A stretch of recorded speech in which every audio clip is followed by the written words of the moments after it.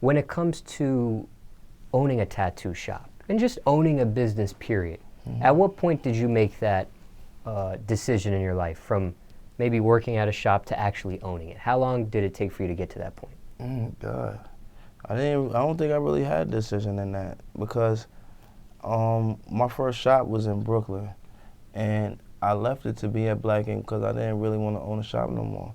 It was just too much stress, and my shop was in Brooklyn was small. It was like a 3-artist shop at the time, and the stress of paying bills, making sure this is going on, promoting the shop, it took away from me being an artist, and I just wanted to be a big artist at the time. So when I came to Black Ink and it was like, the shop was basically handed to me again, it was like, you know what? I can't really keep running away from my destiny, I guess. So I just had to basically jump straight into it. Like, no comfort zone, no schooling, no business training, no nothing. I just had to do it. And that's the only way we was gonna eat. Now, when you originally had the shop at first, you didn't just come out of the gate with a shop. Did you worked at a place before you actually owned a shop, before it got to the Black Ink situation? How can I say this? When I came into the tattooing game, I never worked for anybody. I was always a boss, like from the giddy up. Like I had my first shop and left it in, like I said, in Bed-Stuy, and then I went to the next one and I tried to work for somebody. But 3-4 months in, that motherfucker wasn't responsible enough to keep the motherfucking anything on, the lights, the rent, nothing. So we end up taking that shit over because at the end of the day, we already signed our contract with VH1. We can't go back to VH1 and tell them, oh, we don't have the shop no more. They would have laughed at us. And to throw away a golden opportunity like this, like Black Ink Crew, and have your brand all over the place, I wasn't going to do that. So I just had to buckle down and do what I had to do. Now, you're 5 seasons in now with Black Ink. Originally, when you got picked to actually do this show, how did that happen? Why you of all tattoo people? I mean, tattoo artist, tattoo business owner.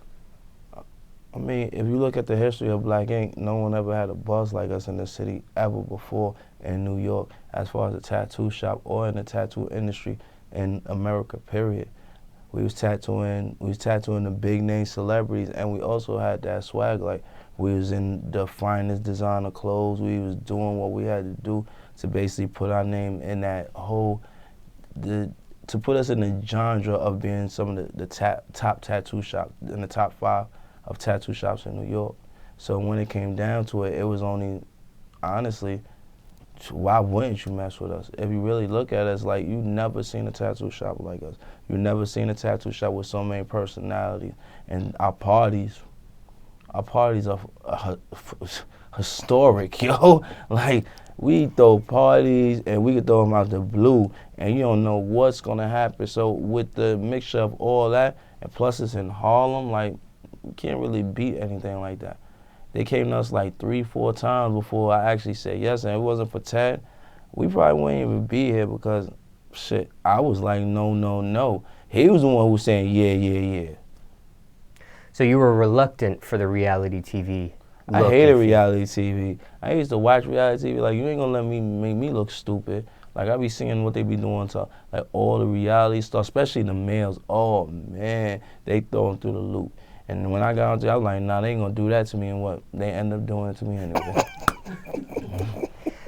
But your longevity, I mean, 5 seasons for reality TV shows. Some people don't make it past the first season these days. Yeah, and we blessed for that. But if you kind of look at it, our everyday life is a reality show. Like, if you last night, if you was with us last night, you'd be like, oh man, this is a hit episode right here. And then, and then my belt.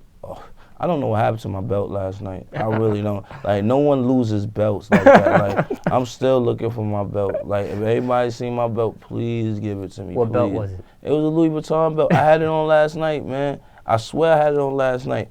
Ted don't know what happened to my belt. I don't know what happened to my belt. I don't even know how you lose a belt, yo. I know some girl out there got my belt. Now, owning a business before reality TV starts, and then owning a business as reality TV goes on, what's the difference in sales? What's the difference in the money? What's the difference in the profit Huge difference? A whole huge difference. Like, it's so much money once you get on TV that you don't even understand that you got to capitalize on. Like, when we was on, well, before TV, we only concentrated on doing tattoos. Now you got to concentrate on your appearance so you could get bookings. You got to concentrate on merchandise now because you're a national brand. So you just have to have your name on a whole bunch of merchandise. Then you got to keep the numbers on the merchandise, making sure no one's stealing from you. And then on top of that, you got to still do tattoos, but not just any regular tattoo. You got to do extraordinary tattoo, full back pieces, full leg pieces, full everything. So at the end of the day, you're juggling a lot. And then when you got 2 shops, probably 15 employees, and expanding, yeah, the money comes in, but the problems come with it. Now let me ask you this. You talk about capitalizing, you being 5 seasons in.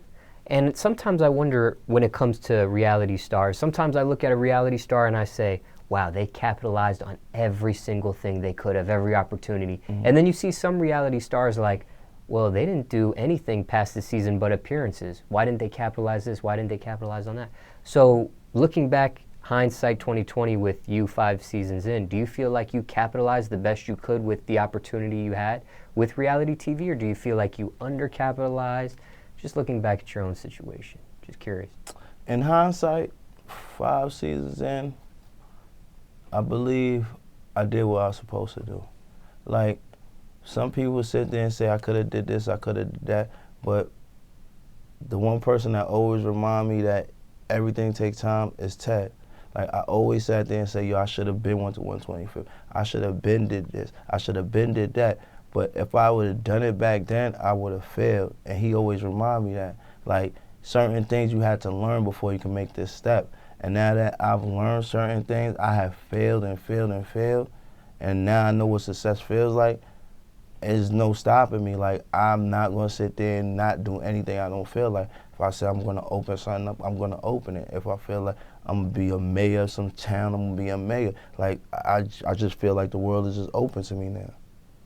Ted, what do you think? Do you think he's right on the money on that, or? Yeah, we still got a lot of work to do, though. Can't get comfortable. Like I always tell him, the only thing guaranteed from reality television is it's going to go away. So you got to make sure you take advantage of everything. Like you said, capitalize off every opportunity and make sure it works for you. Like you said, people that's been on TV 6, 7 years and they dependent on that reality show check and get no money from nothing else. That's a person that's not capitalizing. C's and myself, 3 tattoo shops, 5 seasons, do the math. Now, true or false, there's a Black Ink Atlanta? Oh, my fault. Well, 2. You just brought up the 3rd. I guess you could say true. Black Ink Atlanta will be here very, very soon. We just got the lease today. We're gonna have an ill-ass party for it real soon, yo. So I'm really excited about that. Like, me and Ted, we gonna come down here and turn up Atlanta, man. It's been coming for a long while, man. We've been stuck in New York trying to take over NY. And now that we did what we supposed to, we took over our city, it's time to expand. And the next stop, I feel, has to be Atlanta.